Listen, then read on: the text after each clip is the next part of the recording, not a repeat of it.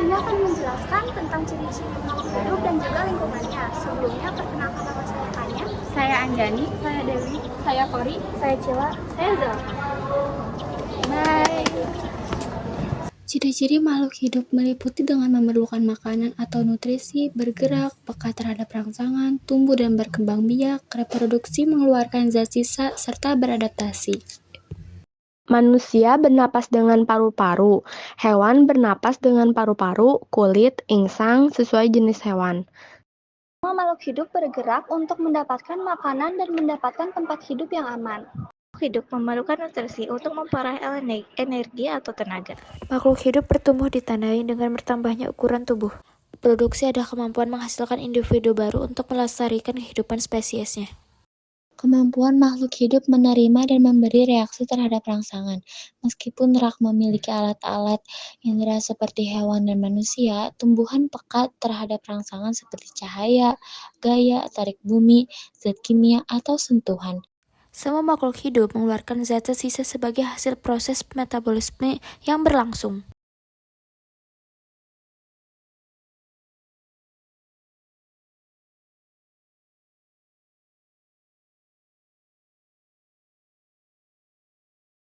Lingkungan hidup adalah interaksi antara komponen biotik dan abiotik. Interaksi antar komponen yang ada di lingkungan ini membentuk sebuah sistem yang dikenal sebagai ekosistem. A. Menurut Undang-Undang Nomor 32 Tahun 2009 tentang Pengelolaan Lingkungan Hidup Pasal 1 Ayat 1. B. Menurut Sugianto 2010, lingkungan adalah seluruh faktor luar yang memengaruhi suatu organisme berupa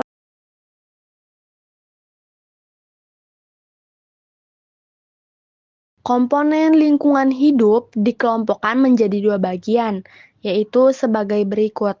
1. Komponen biotik. Komponen biotik adalah komponen dalam ekosistem yang mengacu pada makhluk hidup yang ada di bumi. 1. Berdasarkan tingkat organisasinya, komponen biotik dibedakan menjadi sebagai berikut. A. Individu, sebuah satuan kecil organisme. B. Populasi, kumpulan individu yang hidup bersama pada waktu dan tempat yang sama. C. Komunitas, populasi yang hidup bersama di suatu lingkungan dengan geografis dan waktu yang sama. D. Ekosistem, tatanan kesatuan komunitas secara menyeluruh yang saling berinteraksi. E. Biosfer, lapisan kehidupan di permukaan bumi yang meliputi seluruh ekosistem daratan. Berdasarkan perannya, komponen biotik terdiri atas 3 macam, yaitu produsen autotrof, konsumen heterotrof, dan pengurai.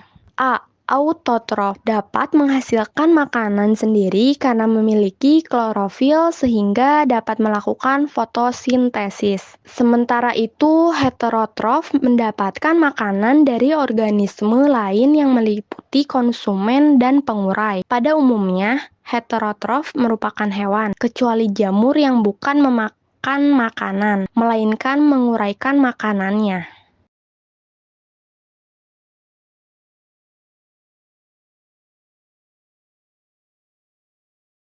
Sebagai pusat tata surya yang memancarkan sinarnya, matahari sangat bermanfaat bagi kelangsungan makhluk hidup di bumi. Dengan menghangatkan bumi hingga memungkinkan terjadinya kehidupan, memengaruhi segala aktivitas makhluk hidup. Pada umumnya, tumbuhan dan hewan dapat bertahan hidup antara 0 derajat Celcius hingga suhu 45 derajat Celcius. 3.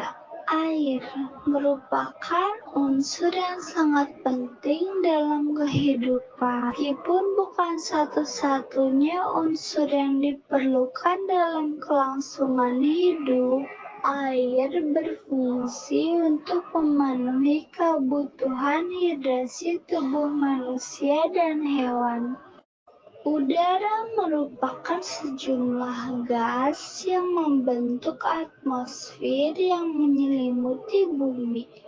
Tanah merupakan penampakan daratan yang terbentuk dari proses alih rupa zat-zat mineral dan organik yang berlangsung sangat panjang di bawah, dan bagi manusia, tanah digunakan sebagai lahan permukiman, pertanian, perkantoran, dan perindustrian.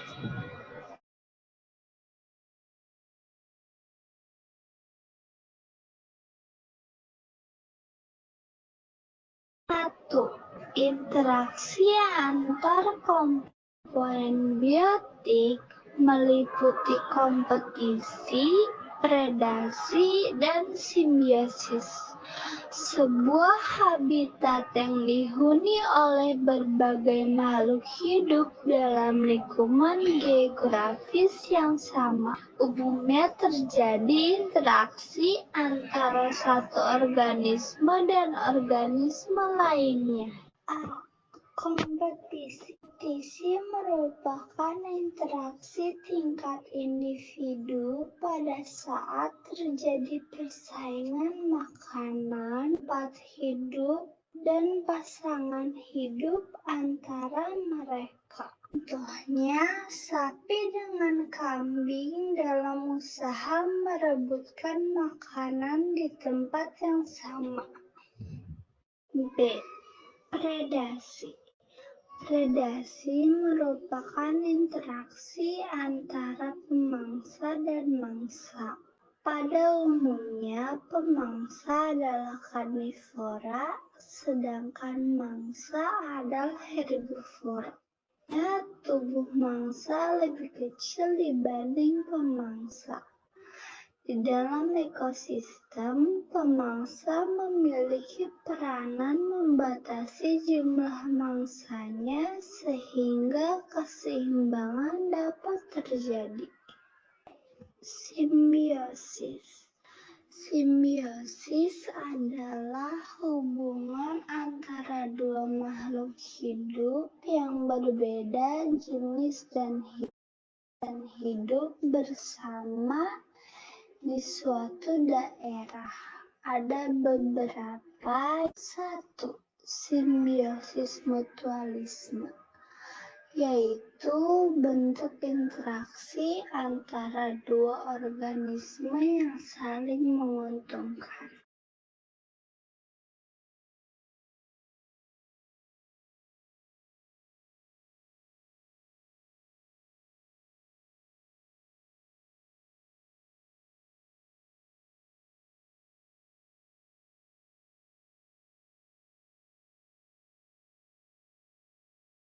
Dua, simbiosis komensalisme, yaitu interaksi yang hanya menguntungkan salah satu pihak tetapi tidak merugikan organisme lainnya.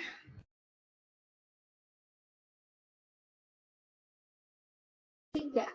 Simbiosis parasitisme, yaitu interaksi antar organisme di mana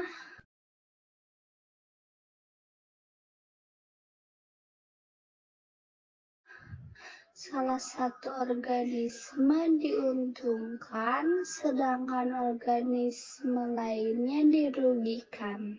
4. Simbiosis netralisme, yaitu interaksi antara dua jenis organisme yang tidak saling mengaruhi. 2. Interaksi antara komponen biotik dan abiotik. Interaksi pada sebuah ekosistem melibatkan komponen biotik dan abiotik sehingga membentuk keseimbangan kehidupan di permukaan bumi. A. Rantai makanan. Rantai makanan adalah upaya pemenuhan energi bagi organisme heterotrof dengan cara memangsa organisme lain Di dalam rantai makanan, terjadi transfer energi dan produsen hingga konsumen terakhir melalui proses makanan dan dimakan. B. Jaring-jaring makanan.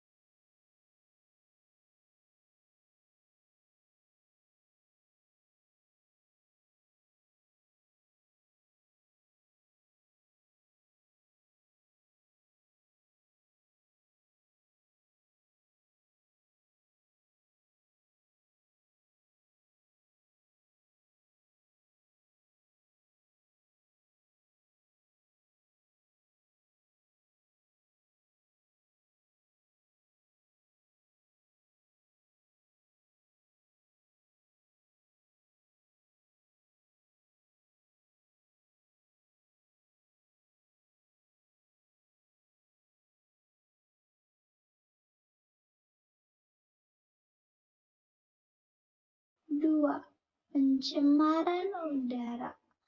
Makhluk hidup sangat memerlukan oksigen dari kandungan udara yang dihirup untuk melakukan aktivitas pembakaran dalam metabolisme tubuh.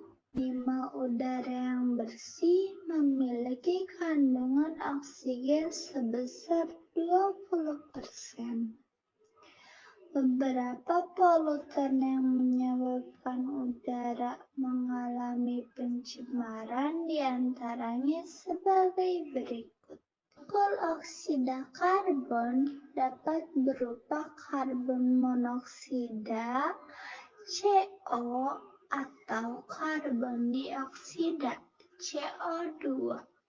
Oksida karbon umumnya dihasilkan dari proses pembakaran, baik hasil kendaraan bermotor maupun aktivitas industri.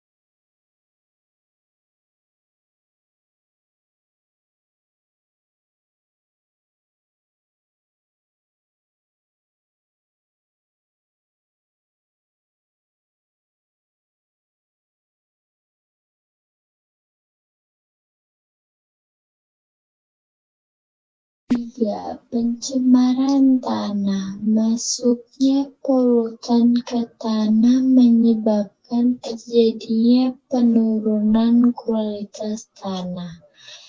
Penyebab pencemaran tanah antara lain limbah padat dan limbah cair. Limbah padat penyebab pencemaran tanah dapat berupa plastik, kaleng, logam, atau benda-benda lain yang tidak dapat diurai ketika masuk ke dalam tanah.